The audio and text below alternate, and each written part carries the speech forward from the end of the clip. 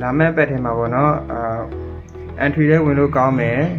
ကိုရွေးချယ်ထားတဲ့ direction ဘက်ကိုလည်းတွားနိုင်ကြီးအလားလာပိုများတဲ့ currency လေးတစ်ခုကိုပြပြချင်ပါတယ်အဲ့ဒါလေးကတော့ USDCD လေးပဲဖြစ်ပါတယ်ကျွန်တော်ဘာကြောင့် USDCD လေးကိုကြိုက်လဲဆိုလို့ရှိရင်ပေါ့နော် USDCD လေးရရှိဘက်ဒီတုန်းကဒီနားလေးစုံလေးတွေမှာ19စုံလေးဖြစ်လုပ်တယ်ဒီနားတစ်ချိန်မှာလည်း19စုံလေးဖြစ်တဲ့အလုပ်လုပ်တယ်အခု market ကပေါ့နော်ဒီအောက်ကိုပြန်ကျလာတဲ့အချိန်မှာလည်းဒီမှာ rejection hammer လေးဖြစ်အလုပ်လုပ်တယ်အဲအကြောင်းကျွန်တော်ကြိုက်တာဖြစ်ပါတယ်ကျွန်တော်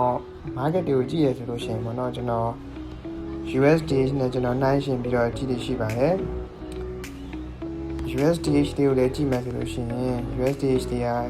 ရှေ့တစ်ပတ်တွေတော့ပေါ့နော်ရှေ့ပတ်တွေတုန်းကဒီနားမှာ rejection လေးဖြစ် support စုံလေးဖြစ်အလုပ်လုပ်ပြီးတော့အခုပြန်ရောက်လာတဲ့အခါမှာလည်းဒီနားမှာ rejection hammer လေးဖြစ်အလုပ်လုပ်တယ်